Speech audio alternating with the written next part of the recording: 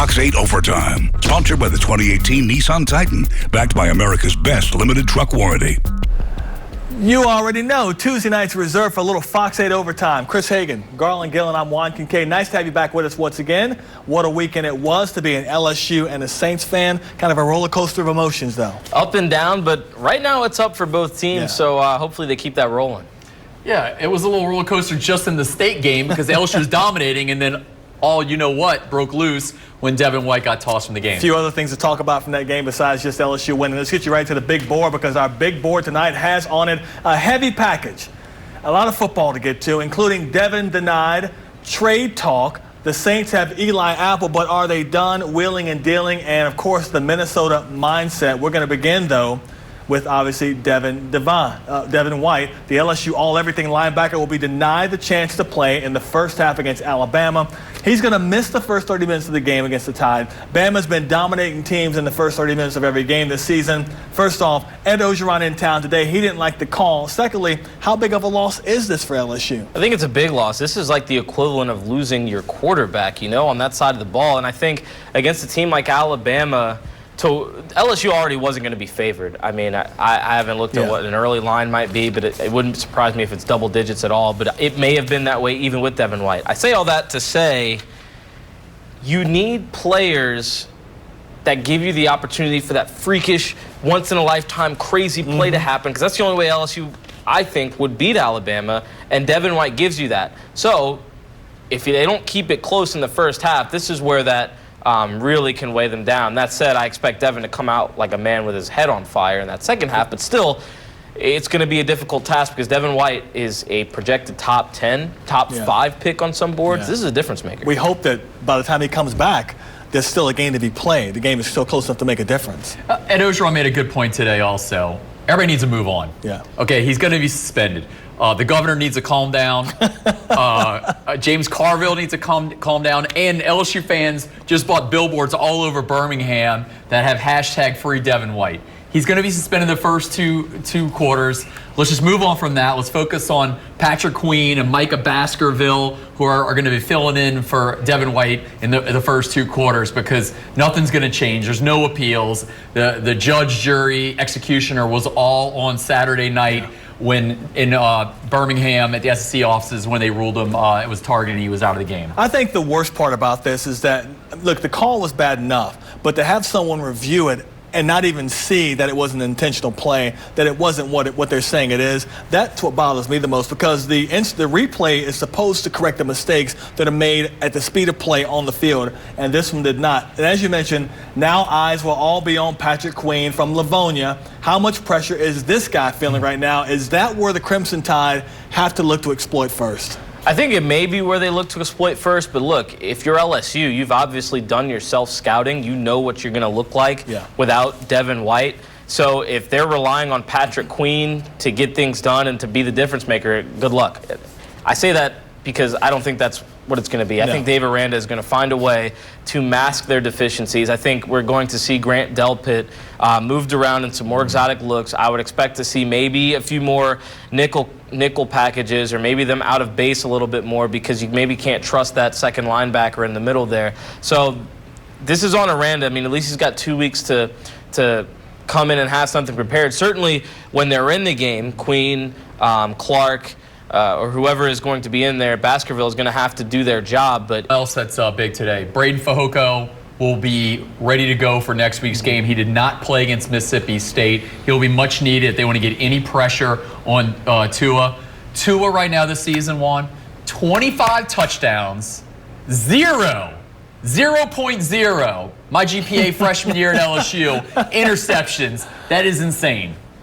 The fact that they pretty much wrapped up every game in the first 30 minutes makes you worry about what LSU is going to be able to do in that first 30 minutes of the game. I agree with you, Chris. I think they have to find a way with the guys that will be around where Devin White was, find a way to get a game plan together to where you can get more pressure on the quarterback. You can't let Tua sit back there and throw balls all day long. But I would imagine if I'm Nick Saban, the first thing I'm thinking, okay, their best tackler's out. I got to run the ball. And they have studs in the backfield. You just don't hear much about them because by the time the second half comes around, Tua's up, they're up 35-0 or whatever. And, the game's pretty much over. And Tua's a runner too. I mean, he's another effective part of the run game. He hasn't had to. I don't know how much he will with his knee, but still, I think, if you're Alabama, you're salivating at the chance to maybe run more. It's going to be 2 weeks of self-scouting for both of these teams, obviously. It's a top 4 matchup. It's going to be huge for both of them. And so this is why you take that bye week right now, is to prepare for this game. Jalen Hurts had surgery this week. They said he's only going to be out a week.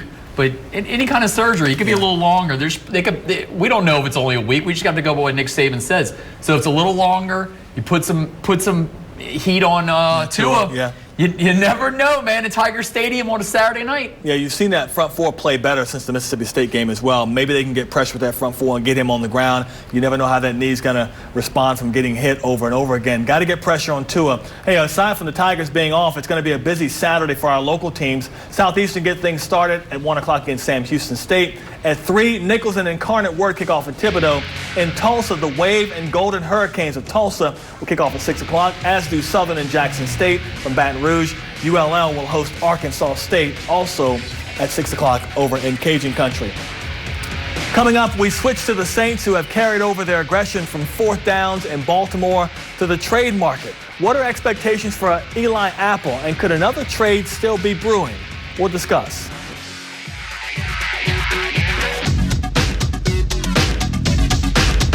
Overtime, sponsored by the 2018 Nissan Titan, backed by America's best limited truck warranty.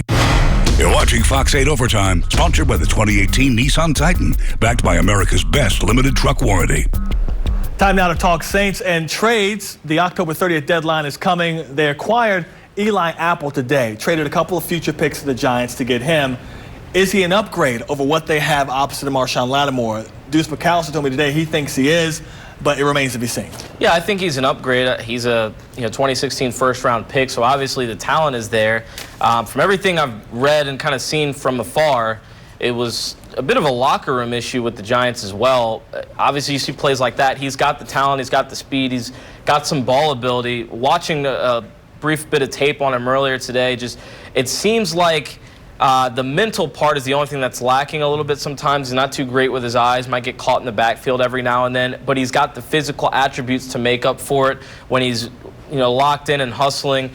He can make some plays, and so certainly I think he gives the Saints, opposite Marshawn Lattimore, a little more than what Crawley does and what more than what P.J. Williams did. So that's what the Saints were looking for, and I think that's about the price they wanted to pay for an upgrade at corner without sacrificing too much. Our workload just got a lot easier for the NFL draft in 2019. Yes, they traded away their first-round pick, DeMarcus Davenport. They traded away their third-round pick for Teddy Bridgewater and their fourth-round pick for Eli Apple. Out of the main picks next year, the second-round pick is the only one they have left. Yeah. But it's worth it. You saw the problems with Ken Crawley on the though the Marshawn Lattimore maybe had more to blame on the final touchdown there on the cover 2 bust up at the end of the game. You're needed the other side. You lost Patrick Robinson for the season there on IR, so there's no doubt a need for Eli Apple. It was a smart move by the Saints. Yeah, I think it's a good move by the Saints. I think you need to address that one side. That's what I like what the Saints have done so far. They recognize what the problems are, and they said we got to go out and fix this. Eli Apple, is he an upgrade over what they have there now? I'd like to think so. Otherwise, you've wasted 2 more draft picks that you could obviously use to grab somebody else. But also, you think about it this way. The last 2 years, the Giants have started the season poorly. They're 1-6 right now. Who would be happy in that locker room? Sometimes a player will raise his skill level and his ability when he gets into a different locker room. And I think the Saints are betting on that he gets in our locker room around these veterans, around Drew Brees, around a team that's pushing right now for a playoff spot that's likely going to get there if things continue the way they are. Maybe that changes the player's perspective, changes the way they can play football, and they put a lot on him to play well in that corner opposite of Marshawn.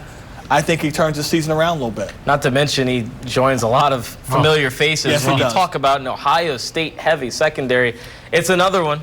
So he should be pretty familiar, I guess, with what Marshawn Lattimore is going to do opposite him. He's probably going to get to know Kurt Coleman obviously a lot better, but these are all guys that he should be comfortable with. And, we've seen it. Certainly a long time ago, we used to see Saints leave New Orleans and blow up elsewhere. And you saw Patrick Robinson leave the Saints and really kind of discover himself in Philadelphia. So, yeah, like Juan was saying, I think the Saints are betting on him getting here, getting locked in, realizing what's at stake, realizing he has a chance to be part of a really special season. Yeah, the hope was, though, that Patrick Peterson would somehow end up in New Orleans. He asked the Cardinals for a trade before the October 30th deadline. Does Apple's deal mean that Peterson's chances of coming here are pretty much shot, done? Do the Saints have anything they could offer Arizona? It's tough, man. I don't see it happening at this point. I think when a team like Arizona comes out and says, we are not going to trade Patrick Peterson, that tells you either they mean what they say or they are going to ask for a high price. And I think it was a little more than what the Saints wanted to give up. That said, I mean, even the market for Peterson, I think, would be limited in the first place because it's got to be a team. Well, no, because you've got to give up a lot to get him. You've got to give up a lot to get him, and it's got to be a team that's in position to win right now. Like, if you're a team that's struggling and like the Raiders. Yeah. Like, there's no way they would trade for him. I mean, they're trying to shell out players right now, and so I think they're not going to take a guy of that age and of that salary. It's got to be a team that's willing to take that hit, pay the cost, and win right now. So the Saints certainly fit in there. The Patriots, honestly, would be a team I could see because their secondary needs a lot of help. Yeah. But I think the Saints don't have what it takes to get Patrick Peterson right now. The Falcons could use him if they ever get back in the hunt. But I don't think the Saints want to give up bodies. If it were just picks that Arizona wanted, maybe I could see the Saints doing it, even though more than likely cost them that second next year. But you don't want to give up bodies on this team right now. I just don't think what the Saints have draft-wise is going to help Arizona. Arizona is going to want a first-round pick. Of course. And they're going to want one from next year. And think about it, Juan. The Saints are going to have a playoff record, so they're going to be high in the second round of the draft in 2019. So the Cardinals are pretty much getting a late second, early third round pick. If you put the number, the Saints will probably be drafting around 52 next year. So you're only going to give them a second rounder and a first round of the year after. And I just don't think there's a lot of assets on this team that the Saints are willing to trade that they're going to actually want. I've seen names like A.J. Klein or Manti Te'o. The Cardinals want a little something better than that. Okay, so if I'm the GM, I'm thinking, okay, I guess you got Eli Apple today. I would take Eli Apple and package him with Andrews Pete and then send that with a late round pick over to Arizona because, one, they get them a quality offensive lineman. You can't find those all the time. He's proven a little bit. And you kind of replace a little bit the cornerback position with Apple, even though he's not the same level as Peterson, but you replace that and they can build with a younger player and maybe he plays well there as well. That's kind of how I would do it. But again, I think you're right. I think the Cardinals could get so much more for Peterson from someone else in the Saints. And I think at this point you're also playing a little bit of a PR game if you're Steve Wilks, right? Because he's a new head coach. Yeah. He doesn't have that reputation. He wants to still have, I guess, the fan base on his side a little bit. If you're a guy like John Gruden, who was obviously paid big money to come in and do big things, maybe you can live with hoping that Gruden's got this master plan of trading away a lot of their talent and getting picks in return and building something. Steve Wilks comes in and they start 1-6 and then trade Patrick Peterson, a 7-time Pro Bowler, for Andrews Pete. Look, we know what he can do, and in the grand scheme of things, a football mind would see, okay, there's value there, and picks, whatever it may be, but you traded Patrick Peterson. Yeah. Like that's not going to sit well. Yeah. No. And Andrews Pete, I think that offensive line is stellar. You do not want to mess with. They only give up one sack against the Ravens, man. That's crazy. Yeah. And that was without Andrews Pete in there. You brought in Larivas, he got hurt. You brought in Cameron Tom. It's a concussion with Andrews Pete. He'll probably be back this week. Don't mess with that offensive line. It's one of the best in the NFL. Well, Andrews Pete has been out more than he's played this year, and they still managed. But I understand what you're saying. Hey, tomorrow night our coverage of the Saints and Vikings matchup will continue on Game Plan. That comes your way a bit later tomorrow night after Game 2 of the World Series. Then Thursday Night Football returns to Fox 8 at 6:30 with the Dolphins and the Texans. Up next with us, we keep the Saints talk going. How should the team handle their return to Minnesota? Is it just another game, or is it a chance to get revenge from last year's heartbreak?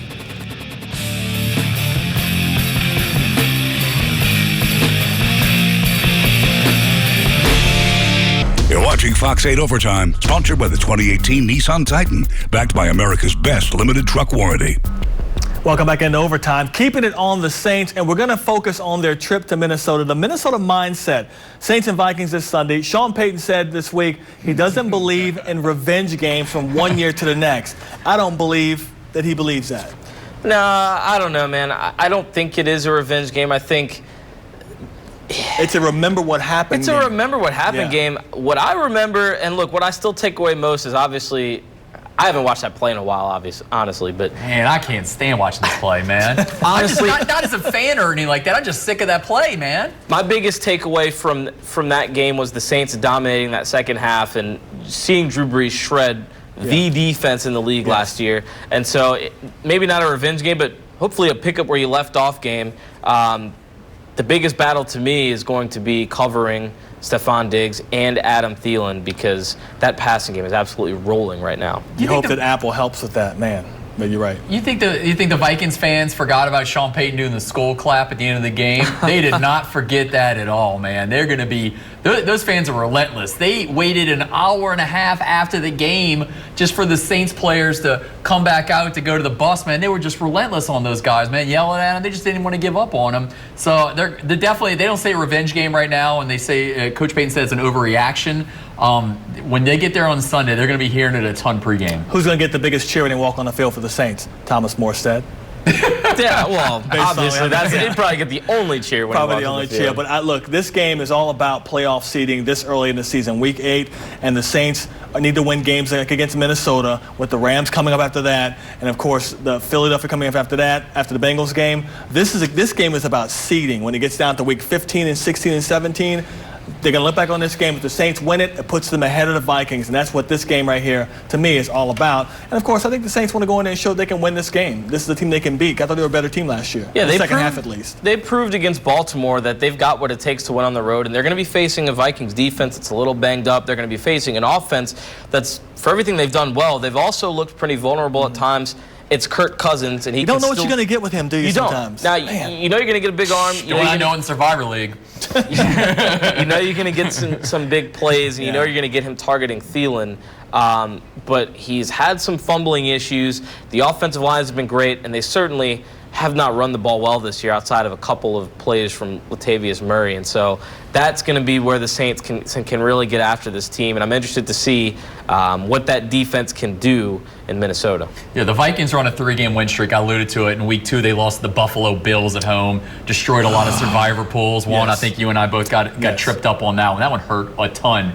But the Vikings are finally starting to get it together. Oh, there's a skull clap right there from Case Keenum there.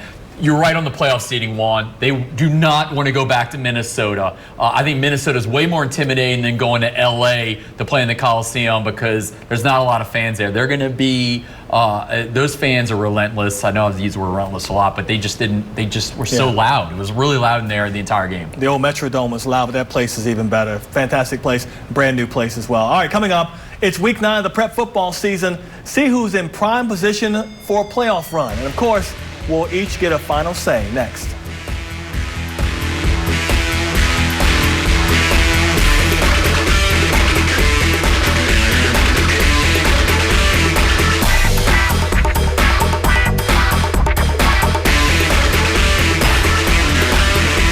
Sponsored by the 2018 Nissan Titan, backed by America's best limited truck warranty. You're watching Fox 8 Overtime, sponsored by the 2018 Nissan Titan, backed by America's best limited truck warranty. Bring you back in the final segment of Fox 8 Overtime, talking high school football. And, of course, our new Fox 8 Big 8 poll is out. Not much change. Nope. Edna Carr, John Curtis, John Arrett, and Terrebonne. 8-0, 8-0, 7-1, and 8-0. Not bad. 5 through 8, you have Lakeshore, Destrehan, Slidell, and Warren Eastern at number 8. Looks pretty good. Yeah, Destrehan this week is my game of the week. They're playing Jesuit. Jesuit's 5-3, but their losses were against Sean Arrett, Warren Easton, John Curtis, and Rummel. Solid team. Destrehan has a murderer's row this next 2 weeks, but Jesuit this week and the next week. Cannot wait. They host Terrebonne, who's undefeated. So we're going to find out a lot about the Wildcats in the next few weeks. Is that going to be in the Bone Zone? Yeah, you know T-Bone, man, the T-Bone Tigers. I heard that. All right, time now for everyone's favorite segment of the show, our final say. And Chris Hagan leads us off. That's me. My final say is on the next 2 weeks of the college football season where things really crank up. Enjoy it because this is where some playoff dreams could become a reality or a nightmare. Georgia against Florida this week, a top 10 matchup. Then the following weekend, obviously the main course, LSU and Alabama, but don't sleep on the appetizers. Penn State at Michigan, West Virginia at top 10 Texas, and Georgia at Kentucky. Big dominoes will fall, and I am locked in for it. Saturday night, I got back to New Orleans about 11 o'clock, tired and worn down after a night of getting rained on in Tiger Stadium. I could have called an early night and headed to bed, but LeBron and the Lakers were on. In the middle of football season, all I wanted to see was Rockets-Lakers, and boy, was I rewarded. Brandon Ingram, James Harden, Chris Paul, and Rajon Rondo got into it, finishing with a Rondo-Paul fisticuffs. Both guards got suspended, and Rondo dropped this peach of a soundbite after the fact. Everyone wants to believe Chris Paul is a good guy. They don't know he's a horrible teammate. They don't know how he treats people. Yes, indeed, it's October, and I'm all in on the NBA. It's fantastic. Nice, I like that. My final say is to the growing fan base of your Pelicans, your New Orleans Pelicans. If you're happy with the Pels so far and you know it, clap your hands. If you like what you've seen thus far from the Pels, stomp your feet. If you're happy and you know it, then you really need to show it by showing up to the games. The Pels scored 149 points in their home opening win against Sacramento. It was announced as a sellout crowd, and yet the number of empty seats in the lower bowl was ridiculous. Pelicans fans, you've got one of the game's best players in Anthony Davis, who's constantly being wooed by teams coast to coast to come be their franchise player. So what can you, the fans, do? Support him and the team by being in that number, being in your seats from start to finish. Believe me, the players notice the support, especially the great ones like Anthony Davis. Of course, we've got more sports tomorrow on Fox 8, the World Series coverage of Game 2 between the Dodgers and the Red Sox. After the game and after Fox 8 News Game Plan, we'll preview the Saints' trip to Minnesota. And, of course, we want to talk real quickly about Tulane. They're 2-5. We got to talk about Tulane? 5 games to go. Can they win 4 of their final 5 games to make the bowl game? I don't think they could beat their own scout team right now. It's that bad, man. And look, they're going to make a change at quarterback. Hopefully that works, but yeah. I don't need to talk about it. No. Tulane's done? Tulane's Stick done, a fork man. in him? No, they're not making the bowl game, man. All right. Don't forget a big Thursday night this week on Fox 8, Dolphins versus Texans. Coverage on Fox 8 begins at 6:30. That's going to do it for us. Until then, for Chris and Garland and all of us here at Fox 8, I'm Juan Kincaid. Thanks for watching. Our next newscast is at 4:30 in the morning. They'll be up for it. Have a great night. No chance. This has been Fox 8 Overtime, sponsored by the 2018 Nissan Titan, backed by America's best limited truck warranty.